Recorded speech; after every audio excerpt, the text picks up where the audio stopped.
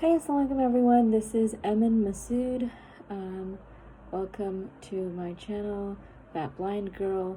Today's video will also be part of the That Blind Girl Talks About the Law playlist. It's like the video that I recorded earlier this week. Today I'm going to just start off with a little bit of a story. And then you'll see what I'm talking about today. So a few years back,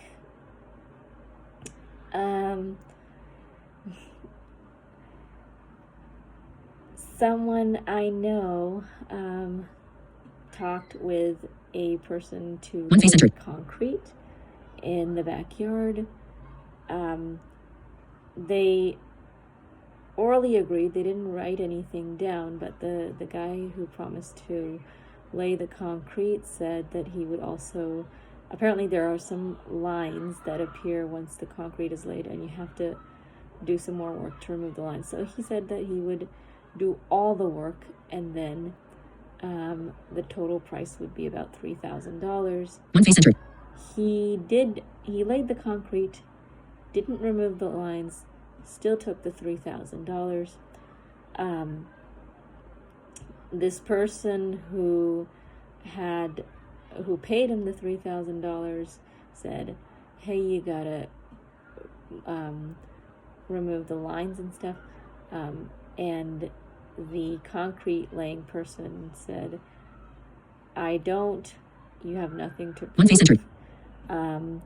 There's nothing in writing. So you can't even sue me." So that's the story. He never got sued. But what I'm talking to you about today is agreements, and that involves primarily contract law. I'm not going to go into the entire law school semester of contract law that we studied. But just to clear up some misconceptions, not all contracts have to be in writing. Okay, so a contract is an agreement that is legally enforceable. A valid contract requires an offer, acceptance, and consideration. So consideration usually is money, as it was in this case, but it can be an exchange of promises as well. So it doesn't have to be in writing unless it's a certain type of contract that fits within the statute of frauds, and those contracts are contracts in anticipation of marriage, basically like prenuptials and such. Not when we get married, I promise to join my account, but things like in order to get married, we will do this and that. Prenuptials, for example. Also, service contracts that will take longer than a year to complete. Land sale agreements, and also lease agreements that will last more than 6 months.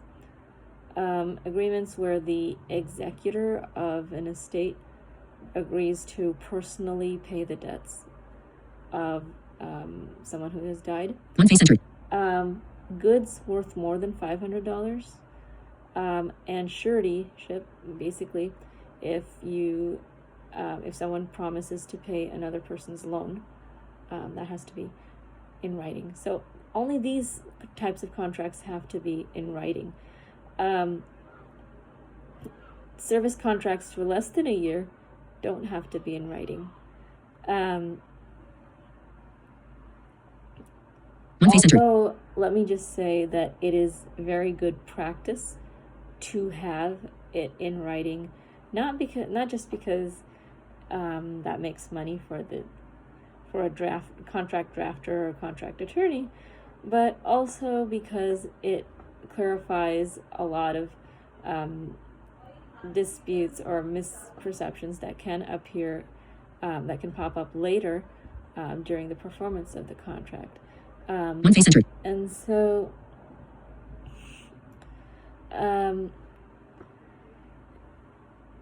the other thing to remember is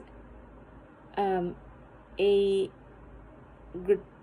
promise, just a gratuitous promise without any exchange promise, is usually not enforceable unless the other person relies on it in a way that causes detriment. Basically, if someone, like the example we heard in law school was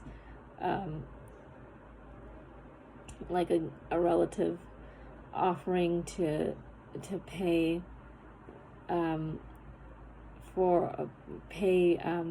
the other relative for the rest of their life, if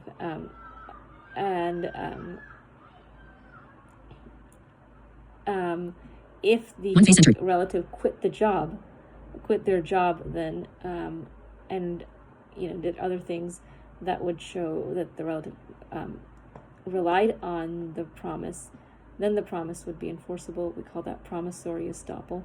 But usually promises are not enforceable, just gratuitous promises. If there's an exchange of money, though, then it's more likely considered a contract, and it is enforceable, such as in the story, the concrete laying story that I started with.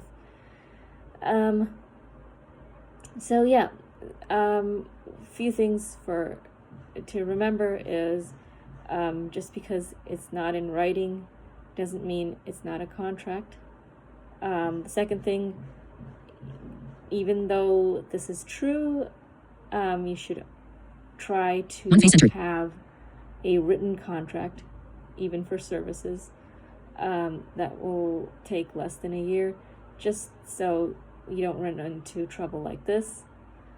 And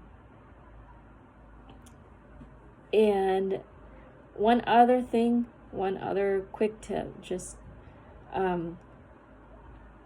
that concrete laying guy was later found not to have a license, not to be licensed. So definitely do your due diligence if you're going to have work done in your house, and include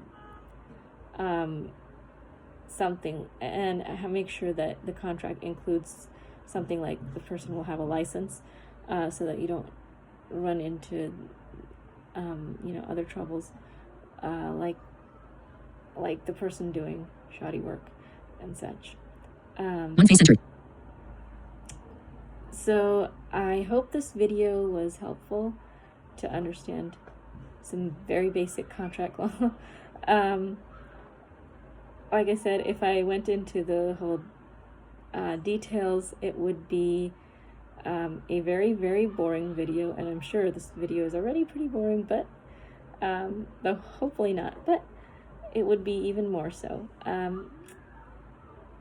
If you guys have any questions, feel free to write them in the comments. If you have any comments, definitely write them in the comments. If you like today's video, like and share it, and subscribe to my channel for more videos. Thank you. Take picture. Stop recording video.